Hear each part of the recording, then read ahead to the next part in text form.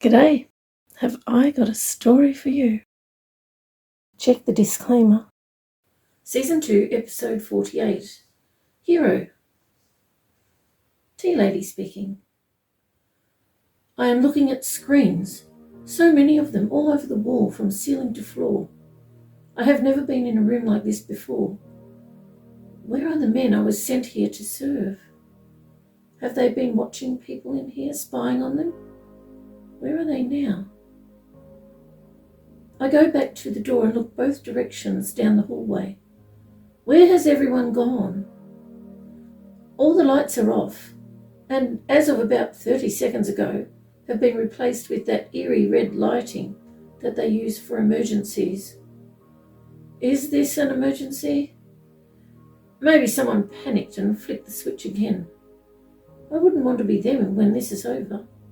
Repercussions for accidents or mistakes in this place are, well, harsh, to say the least. I feel my body involuntarily shake. Oh no. If I want to continue to survive, I need to overcome these involuntary movements. I turn around to look at all the monitors on the wall. It's interesting that they are still functioning while this fake emergency takes place. The monitors that showed many people a moment ago now seem mainly void of any movement.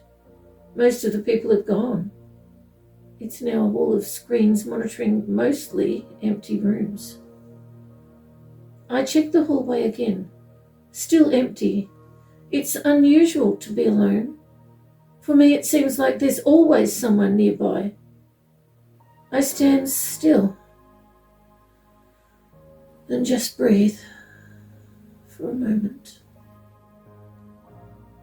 No one pushing me around. No one telling me what to do. No one forcing me to... I'm not going to think about those things. A brief moment of solitude. Relief. The agitation gone. I didn't realize I was so churned up inside. It's like the world has slowed down just for this moment in time. And right now, in this moment, everything is okay. I feel okay for the first time that I can remember.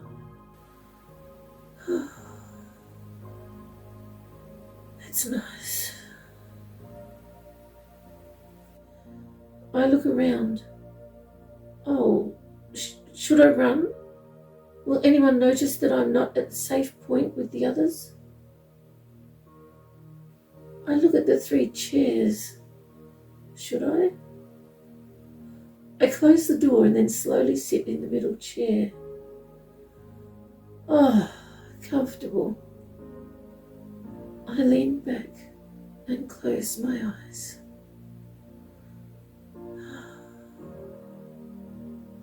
Not a sound except my breath. This is nice. Once again, I notice my throat. It seems... the only way I could describe it is full. It's an unusual feeling. I first noticed it when I woke up this morning. I checked my watch. That was almost 2 hours ago. When I got ready for work this morning, the woman in charge, we call her Madam, was watching me closely. Why? I open my eyes and sit up straight. Madam asked me so many questions this morning before I left.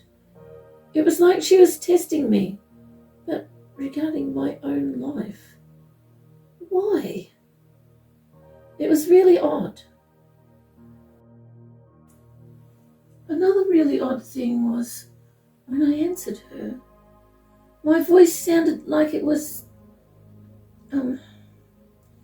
maybe partially underwater. My throat felt sort of bubbled when I spoke. Like my throat was covered in something. Something the consistency of custard or yogurt. Sounded like it too. I cleared my throat many times as we spoke. It seemed like Madam was trying to make me speak until I sounded normal. Sounded more like I usually do. Did she do something to me while I slept? I did my usual rounds until I came here. This room was added to my list for the first time today. Many of the men I served on my way here seemed more attentive this morning, watching me even more than usual. It was like they were waiting for me to do something wrong or maybe different. Why would I do something different? When I asked Madam about this extra room added to my list, she replied, "You've always had that room." No, I haven't. I think back to the room I just came from, the one before that and the one before that. I served tea from my trolley with a choice of biscuits or scones, the usual. They seemed, I don't know, maybe amused. Why? Usually they call out their preference for their morning tea without even looking up. Unless they want... I don't want to think about that. Why did every man look at me? It was like they were trying to scrutinize my appearance, trying to find something wrong, or maybe something different. Why would there be something different? I waited to see what they would say, but they only said what they wanted, most of them ordering the usual. That's okay. I know all their usuals. I don't want to waste this precious time of solitude by thinking about them, but frankly, what else is there to think about? This is my life. This is what I have to do. I sit up and look at all the monitors, my eyes instinctively going to the few left with movement. 2 people ignoring the emergency like me. 3 other screens of people I think they're stealing. Don't they know there are cameras everywhere? Maybe not. I look at each one. There are children in rooms, and this monitor looks like it is on rotation of about 8 rooms. Children sitting with weird thick glasses, earphones, holding what looks like copper rods in their hands and their bare feet on copper plates. Are they all asleep? They're not moving. Whatever is happening to them, is it supposed to continue during an emergency? I think of what has been common knowledge.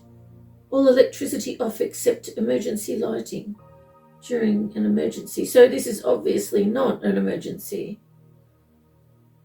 My eyes stop on a monitor about a third of the way down the wall. Is that the dressing room? Where we get dressed every day? Oh no. No wonder we all felt like we were being watched. We were. Security guard speaking. I'm forced awake by Trev as usual. He's been getting a bit heavy-handed these days. Thinks it's funny to suddenly whack my shoulder hard. Well, I don't. I sit up straight, realising how far I slipped down in the chair as I slept. I only just got a few minutes to straighten up and make myself look alert. Make it seem like I've been diligently doing my job all night. We're getting the royal treatment now. It's about time us security guards got recognition for all the work we do. Or at least pretend to do. The 3 of us take it in turns, sleeping for 8 hours of the 12-hour shift. Just a perk of the job, you know. It's good we've got Hero with us now. I smile, remembering how Hero got his nickname. He waltzed in for his first shift a couple of months ago now. Didn't want to listen to us. Didn't want to be told anything. He sat in the middle chair where the shift supervisor usually sits, but we didn't stop him. We knew who he's related to. Shifty went in and typed up a sheet of paper for him to sign, apparently stating how he'd refused all instruction. He signed it so quickly that Shifty and I decided to see if we could change things around here a bit with this kid's signature.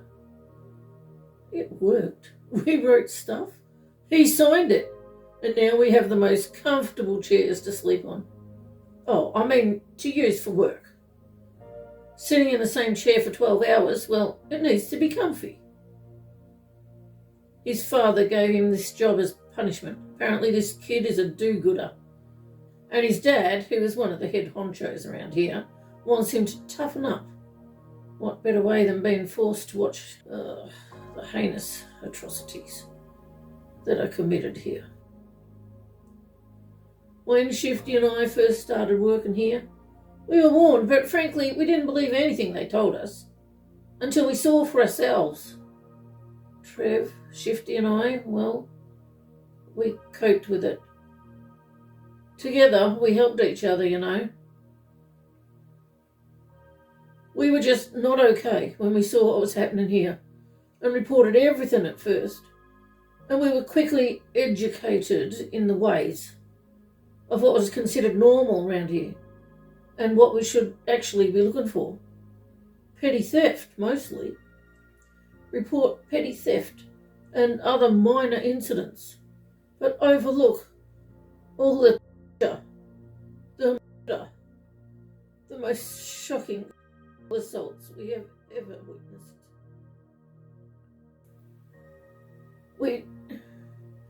We quickly found that watching all this stuff over and over again, well, it was not okay. It did us no good, but more than that, it did us harm. We couldn't get the images of what we'd seen out of our minds. 12 hours of being witnesses to hundreds of the most unspeakable. It was just too much. At home, we'd look at our children and wonder if they were really ours, or if they were somehow linked to this place. We all had a daughter about 2.5 years older than our sons, just like the children in those rooms with the weird binocular glasses and headphones. The things that happened to those children. All three of us wanted to take our wives and children and leave. Go far away, where they would never find us. But we've been told about people who did that. They were never heard of again, and not because they got away. Anyway, Hero's first day. As soon as he saw a client with a candy girl, he rushed out of here. He went to save her. We wished we could all save her, but we didn't dare leave. We called after him down the hallway, but he didn't believe us. We watched him on the monitors. It took him about 10 minutes to get to the room. It's like a rabbit's warren down there. We watched him rush in with fists flying. I doubt that client even knew what hit him. He was immediately on the floor, unconscious. We watched as Hero carefully wrapped up the little girl in a blanket, and we all wished that it was us saving her. We've wanted to do that since the first day, but every child, we had to sit and watch. On the monitors, it's hard. So hard. Eats away at our insides.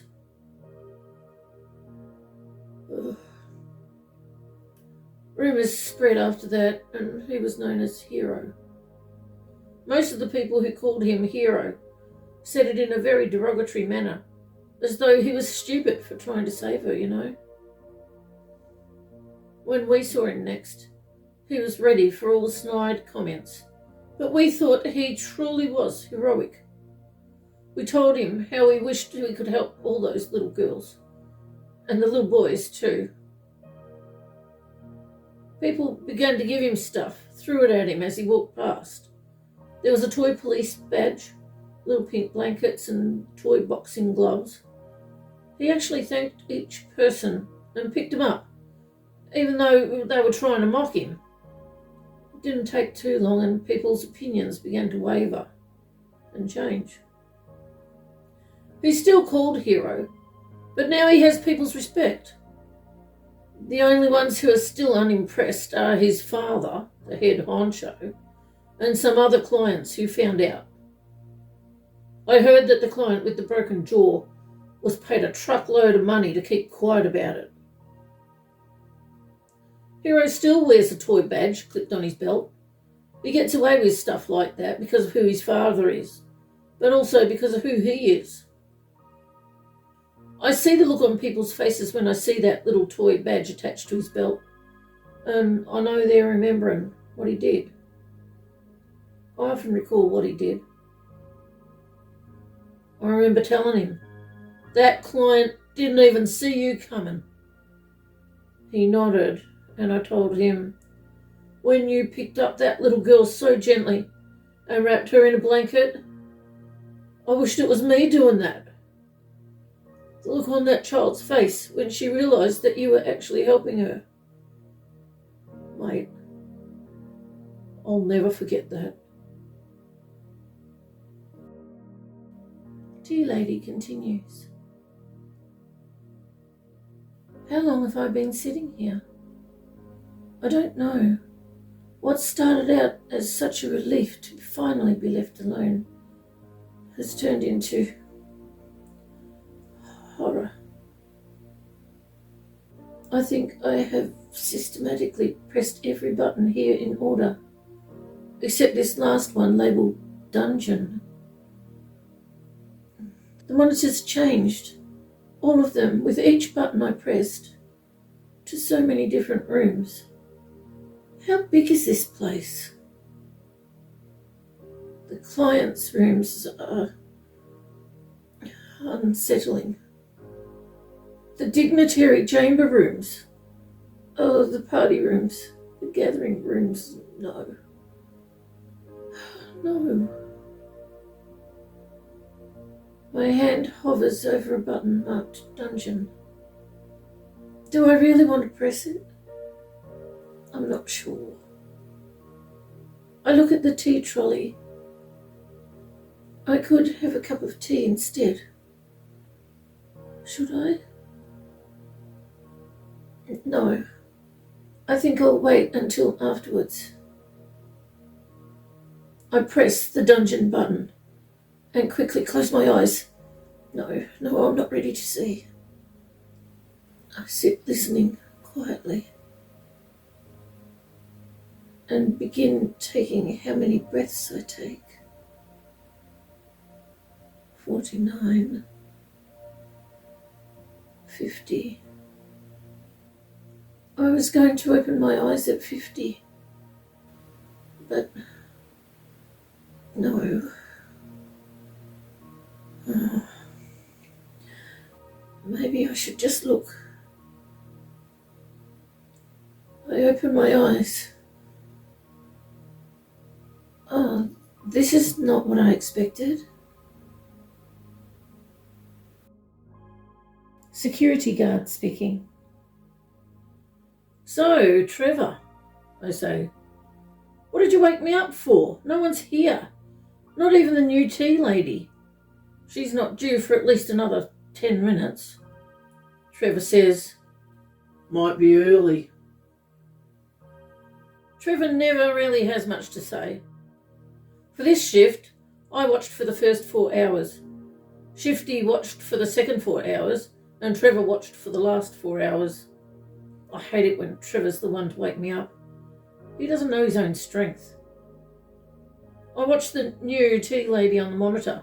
She looks the same as usual to me.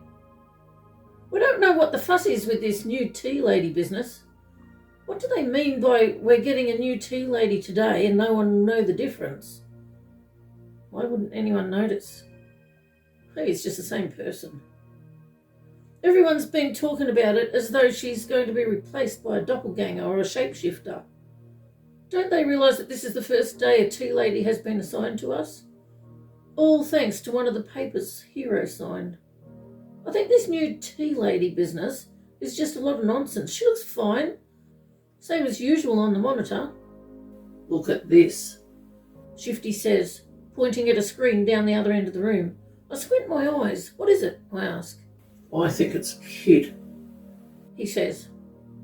It just looks like material, I point out. Maybe it's a flag or a kite up close to the camera. Who would fly a kite round here? Shifty asks, finding the controls so he can pan back. It's a kid, I tell you. I see him on screen with my own eyes, but I still don't believe it. That can't be a kid. It's a giant kid, I hear Trevor say. Shifty says, Gotta go see for myself. Suddenly the lights and all the screens turn off. Red emergency lighting fills this room and the screens begin to flicker back on. We all rush out the door.